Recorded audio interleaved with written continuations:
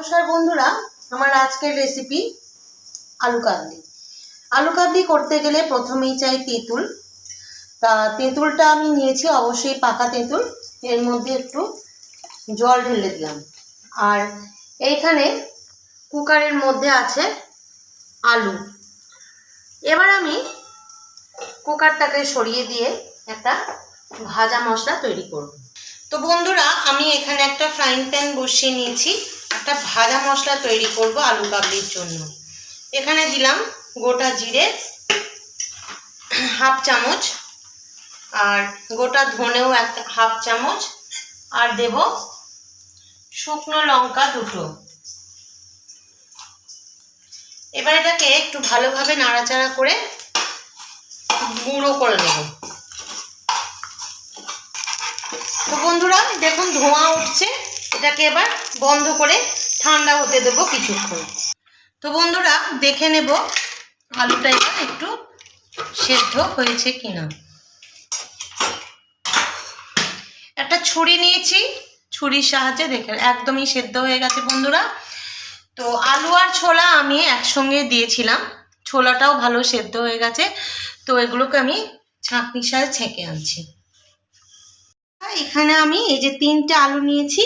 এবার আলুগুলোকে আমি এখানে একটু পিস পিস করে ছোট ছোট করে কেটে নেব।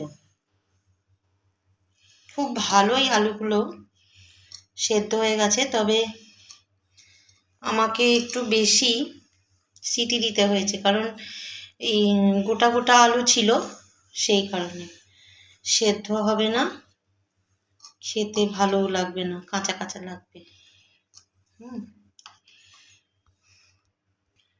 এবার এর মধ্যে একটু পরিমাণ মতো নুন দিয়ে দিলাম। আর এখানে আমি পেঁয়াজ কাঁচা লঙ্কা টুকরো করে রেখেছি, সেটা দিয়ে দিলাম। এবার যেটা মেন উপকরণ, এই যে তেঁতুল, পাকা তেঁতুল আমি ভিজিয়ে রেখেছি। এই বাটিটা অনেকটা ছোট হয়ে গেছে,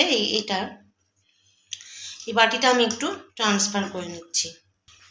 এটাতে ট্রান্সফার করে নিলাম। এবার এই যে তেঁতুল জলটা আমি দিয়ে দেব একদম ছেঁকে।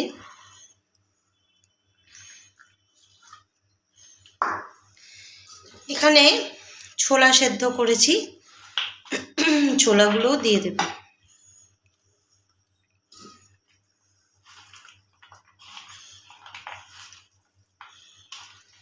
এবার ভাজা মশলাটা করেছিলাম, ভাজা মশলাটা একটু দিয়ে দেব।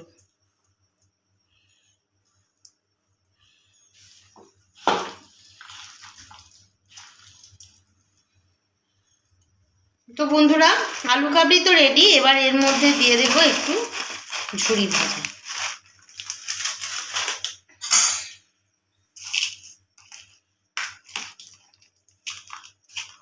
এবার এটা কেমন হয়েছে আপনারা বলবেন।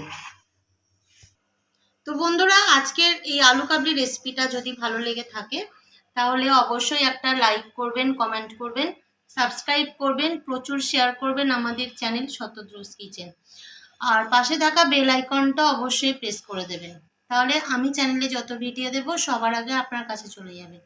আজকের মধ্যে এটুকু, দেখা হচ্ছে পরের ভিডিওতে। ততক্ষণের জন্য ভালো থাকবেন, সুস্থ থাকবেন, সাবধানে থাকবেন। নমস্কার।